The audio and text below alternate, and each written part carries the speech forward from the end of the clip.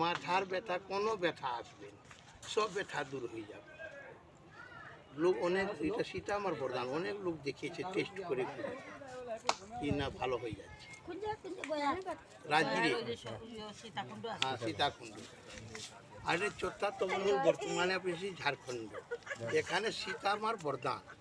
যে ব্যক্তি এখানে কষ্ট করে করে আসে, কিছু ঠাকুরের কাছে, হনুমান ঠাকুরের কাছে চায়, ওর লাখো লাখ ওর কামনাটা এখানে পূর্ণ। কামনা আছে বাল বাচ্চার নকরি চাকরি, বল বুদ্ধি বিদ্যা, পড়া লেখার জন্য, ব্যবসায়ের জন্য, যা বলবেন হনুমানজির কাছে লাখো লাখ ওর কামনা এখানে পূর্ণ হয়। আর যে কামনা করবে দুটা নিয়ম পালন করতে হবে। কি নিয়ম? যে নিয়ম আছে 3.5 মাস গুপ্ত এখন কারো কাছে বলা যাবে না নিজের কামনা করবে।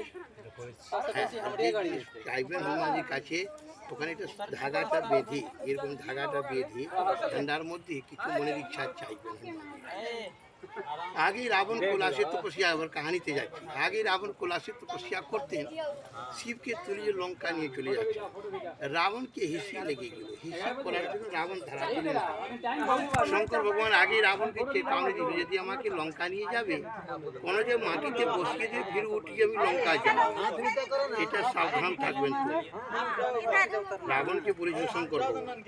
রাবণ ঘমণ্ডী ছিলেন, অহংকারী ছিলেন। বলে ঠিক আছে, আপনাকে কোনো যে মাটিতে আমি বসাবো না, দেখতে দিব। বসাবো তো দূর এক কথা, देखते দিব না মাটি, আকাশ মারবে, পুষ্পগ্রথি লঙ্কা। और डायरेक्ट में भागलपुर निकलेंगे सीधा। রাবণ চলতে লাগলেন, রাবণকে হিসি লেগে গেল। হিসি করার জন্য রাবণ ধারাতলে নেমে গেল, আর শিবকে হাতে তুলিয়ে এদিকে ওইদিকে ঘুরছে, বেড়াচ্ছে, কেউ নজর আসছে না। তো এটা রাখালের দেখতে পারলেন, রাখালকে দেখতে পারলেন। ও রাখালের হাতে শিবকে দিয়ে হিসি করার জন্য চলে গেলেন। হিসি করতে করতে করতে করতে 7 দিন 7 রাত হিসি করতেই থাকলো, বন্ধ হলো। 7 দিন 7 রাত্রি। যখন শঙ্কর ভগবান মাটিতে এবার রাবণ ডাকলো, ওই গোয়ালা জাতি, ও যে ব্রাহ্মণ বেশধারী করেছিল, ওই শিবকে যখন মাটিতে বসিয়ে দিল, তখন রাবণের হিসিটা হঠাৎ বন্ধ হলো। সেই এটা নদী বয়ে গেছে, হেবলাজরি নামের নদী হয়ে গেছে। যখন হিসি বন্ধ হলো, তখন রাবণ হঠাৎ দেখছে মাটিতে শঙ্কর ভগবান বসে আছে, বিরাজমান আছে। শঙ্কর ভগবান স্নান নিবৃত্ত হয়ে এসে দেখছেন, চেষ্টা করছেন তুলাবার জন্য, কিন্তু শিব উঠলো না। তখন রাবণ মনে মনে ক্রোধিত হয়ে আঙুঠা দিয়ে প্রহার করলেন, দাবিয়ে দিলেন, যাও তুমি পাতাল চলে যাও, না লঙ্কা গেলে, না তুমি কৈলাসে থাকলে। এই ঝাড়খণ্ডী জঙ্গলে তোমার কে পুজো দিবে?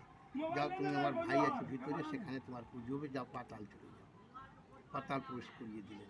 আগেরকার শিব দেখেছেন, জীবনে এসেছিলেন কোনো দিনে? 2000-এর আগে আসেন। মা বাবা এসেছিল 2000-এর পরে। শিব ছিল গাদ্ধার মধ্যে, একটু দেখা যাচ্ছিল।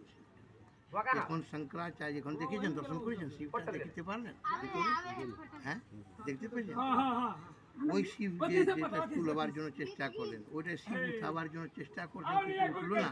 তখন রাবণ মনে মনে প্রতিজ্ঞা করলেন, আমার ভুজাতে শক্তি হবে, তোমাকে দুবার বাহু বলে তুলিয়ে লঙ্কা নিয়ে যাবে। যারা দেখবেন, এটা বিরাট অন্ধকার গুহা আছে, যেখানে রাবণ লুকিয়ে তপস্যা প্রারম্ভ করলেন। আগে কৈলাসে শিবকে নিয়ে চলে যাচ্ছিলেন, যেটা বাবা বৈদ্যনাথ বসে পড়লেন। এবার বৈদ্যনাথকে ফির দ্বিতীয়বার তুলতে চাইলেন, কিন্তু শিব উঠল না। তবে রাবণ ক্রোধিত হয়ে এখানে প্রতিজ্ঞা করলেন কি আমি তোমাকে দ্বিতীয়বার বাহুবলী তুলিয়ে লঙ্কা নিয়ে যাবো। যখন রাবণ এখানে তপস্যা প্রারম্ভ করলেন, সব দেবতাদের কানো কানো খবর হয়ে গেল। দেবশ্রী নারদজি খবর করলেন কি রাবণ দ্বিতীয়বার তবনিকে তপস্যা প্রারম্ভ করেছে, এবার তপস্যা সফল হয়ে যাবে, তো রাক্ষসের রাজ্য হয়ে যাবে, রাবণের ময় হয়ে যাবে। এই জন্য রাবণের তপস্যাটা ভঙ্গ করতে হবে। কারো দেবতার গায়ে ক্ষমতা, হলচল হলে কি হবে, খলবলি হলে কি হবে, কারো দেবতার গায়ে ক্ষমতা হবে তবে তো। সব দেবতাদের হনুমানজির কাছে চলে গেলেন। হনুমানজি, কুশন মা, কেন দাঁড়িয়ে গেলে তুমি? ওটা ওটা গল্প শুনি না, ব্যথা ভালো করে শুয়ে যান, সব ব্যথা দূরে চলুন। রাজগীর তুমি বুঝলে, রাবণের তপস্যা ভঙ্গ করার জন্য হনুমানজি বিকরাল শরীর করলেন। জয় শ্রীরাম উদ্ঘোষ করিয়ে প্রচণ্ড গদা নিয়ে পাহাড়কে তহস নহস করতে লাগলেন, গর্জনা করিয়ে রাবণের তপস্যাটা ভঙ্গ করে দিলেন। রাবণ হারিয়ে বাপস লঙ্কা চলে গেল। রাম লক্ষ্মণ সীতা 14 বছর বনবাস গেলেন, বনবাস অবধি শেষ করিয়ে রাবণকে মারিয়ে এবার রিটার্নিং অযোধ্যা চলে এসে 4 তপন ভ্রমণ করলেন। 4 তপন আগে বলো না কোথায় তপন। এই তপবনে মা সীতাজি উপনীত হলেন। হনুমানজির কাছে জিজ্ঞাসা করেন, ভক্তরা হনুমান, তুমি যে রাবণের তপস্যা এখানে ভঙ্গ করেছো তার প্রমাণ কী আছে? হনুমানজি বলল, যেই পাত্রের উপরে আমি গদার প্রহার করেছি সেই পাত্রের ভিতরে ভিতরে আমার স্ট্যাচু মূর্তি আছে। এইবার এর ভিতরে মূর্তি আছে। হনুমানজি বলল, আমি অন্তর্যামী, আমি সব জানতে পারছি, কিন্তু কলিযুগে মানুষ অন্তর্যামী হবে না, ও কী করে জানবে? তুমি প্রমাণ দাও। যেরকম অযোধ্যাতে বুক ফাটিয়ে দেখিয়েছিল, আমি রামস্টার ভক্ত, ওখানে ভক্তি পরীক্ষা দিয়েছিলাম। এই ফ্ল্যাটের কাছে ঝান্ডার কাছে দেখবেন একটা বিরাট বড় 17.5 ফিটের চাতাল আছে। ওই চাতালের উপরে জয়শ্রী রাম মূর্তি 11 বার উচ্চারণ করিয়ে এই ছোট্ট আঙুল কেড়ে আঙুল নাকন দিয়ে পাথরের উপরে দাগ দিলেন। যেমনিভাবে নাকন দিয়ে দাগ পড়লো, পাথর চাক করে ফেটে পড়লেন। ওর ভিতরে হনুমানজি গায়ের ছবি প্রকট হয়ে গেল। এই রূপটা দেখে মা সীতাজি খুশ হয়ে হনুমানকে 2 বরদান দিলেন, ভক্তরাজ হনুমান, আজকে তোমার নাম চিরদিগম্বর থাকবে। যে কোনো শারীরিক অসুখ মানুষ তোমার দরবারে কিছু মনের ইচ্ছা চাইবে, ওর মানুষটা লাখো লাখো পুরিয়ে হবে।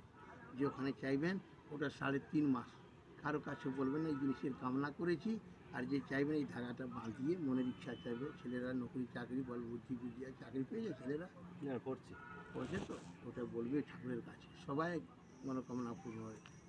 আপনাদের বাড়ি কথা কলকাতা? না আসাম। আসাম। আসামের গল্প শোনাচ্ছি। আসামের গোসাই গাঁও জানতে পারেন? গোসাই গাঁও জানেছে? শুনেছে। গোসাই গাঁওর 4টা ছেলে এইরকম ভ্রমণে, আপনাদের মতন ভ্রমণে আসলো এখানে। আর 4টা এরকম ছেলে চাকরি চাইল হনুমানজির কাছে। আঁচল তুলিয়ে বললো, প্রভু আমাকে চাকরি হয়ে যাবে, তোমার দরবারে এত বড় গদা আমি দান করব। আসামের লোককে ওই ছেলে থেকে চাকরি হলো, যেটা রেলওয়ে জব, এটা মাস্টার হয়েছে, এটা সিপাহী হয়েছে। আসামের সিপাহী 4 জনকে 4 চাকরি পায়। সে এত বড় গদা 53 কিলোর গদা লাগিয়েছে, প্লেট দিয়ে দিচ্ছে। ও প্রতাপ মিশ্রা বলে নাম আছে, 3-4টার নাম দিয়েছে, ভিতরে লেখা লিখিয়ে আর প্লেটে লিখিয়ে আর গদা দান করেছে, ভালো করে বাঁধিয়ে দিয়েছে গদা। কলকাতার গল্প শোনাচ্ছি, বলতে আনন্দিত ত্রিশূল শেড, যেত ঝন্ডানো মোটা পতাকা সব রাত্রিরা সব পাল্টানো করে দেয় লোক, আমরা ঘর থেকে দেয়নি। এটা নলাখা মধ্যে দেখেছেন, রাস্তার মধ্যে দেখেছেন? হ্যাঁ, ওই রকম বাচ্চা কোলে নিয়ে বসে আছে। এটা রানী ছিল, দরওয়াজাতে বসে ছিল। এটা শ্বেতপত্রের মূর্তি বানানো, দেখেছেন তো? শিবের না, নলাখা মন্দির, ওটা তো দেখলেন। সেটা এটা জগৎবন্ধু আশ্রম, নলাখা মন্দির। আর নলাখা মন্দির যেখানে এটা ছেলে বুড়ি মেয়ে কোলে বাচ্চা নিয়ে বসে, দেখেছেন তো? ও রানী চারুশীলা ঘোষ পাথুরিয়া ঘাটের রানী ছিলেন, কলকাতার সিনিয়র ওকিল ছিলেন হাইকোর্টে। ওনাকে 7টা মেয়ে ছিল, পুত্র ছিল না। আঁচল তুলিয়ে ভিক্ষা ছিলেন, প্রভু যদি আমার ছেলে হয়ে যাবে তো তোমার দরবারে আমি 9 লাখ চাঁদি শিক্ষা খরচা করিয়ে ভব্য নলাখা মন্দির বানাবো, নিচে এরপর 4 প্রকার সিঁড়ি বসাবো। রানীকে পুত্র হয়ে গেল, ও তো ঝুরমুট বুড়িকে পুত্র হলো। পুত্র হওয়ার পরে রানী নিশ্চয়ই পর সিঁড়ি উঠালেন। এখন ঝাড়খণ্ড সরকার সিমেন্ট রেলিং করে দিয়েছে, রেলিং বসিয়ে দিয়েছে, আগে পাথরের সিঁড়ি ছিল। এইদিকে সিঁড়ি আধা দূর তক হয়ে গিয়েছে, দেখবেন নিচে নামবার সময়। যখন হনুমানের রুট ধরলেন বানাবার জন্য, তখন হনুমানজি রানীকে স্বপ্নাতে বারণ করলেন, রানী আমার রুটে কোনো পরিবর্তন তুমি করো না। যেরকম কষ্ট করে রাম লক্ষ্মণ সীতা হনুমান জামবন্জি মহারাজ সুগ্রীব মহারাজ আমাকে দর্শন পেয়েছে, সেই রূপটা ভক্তরা কষ্ট করে করে আসবে আর দর্শন করে যাবে, আমাকে সেই রূপে থাকতে দাও। রানী ভয়ে কিছু করলেন না, এখান থেকে ছেড়ে 6 কিলোমিটার দূরে গিয়ে সেই নলাখা মন্দির বানালেন।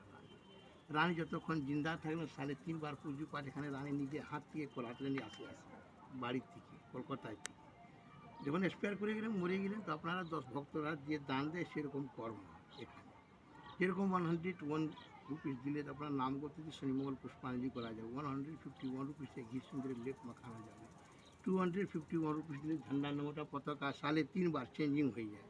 আর বিশেষ অ্যামাউন্ট 500, 1051 রুপিস যেরকম দান দেয়, সুন্দরাকাণ্ড পাঠ করিয়ে শনিমঙ্গল এখান থেকে বাইপুষ্পের প্রসাদ 3.5 বার, মকর সংক্রান্তি 15-16 জানুয়ারি, दुर्गा पुजोर नवमी दिने और चैत्र मासे चैत्र नवमी दिने 3 बार साले प्रसाद आपके घर पहुँच जाएंगे। आसाम हो, सिलीगुड़ी हो, दार्जिलिंग हो, जहाँ भी हो, एक हम धागा देंगे जो झंडा बांधेंगे और हनुमान से कुछ मांगेंगे। बोलो जय श्री राम।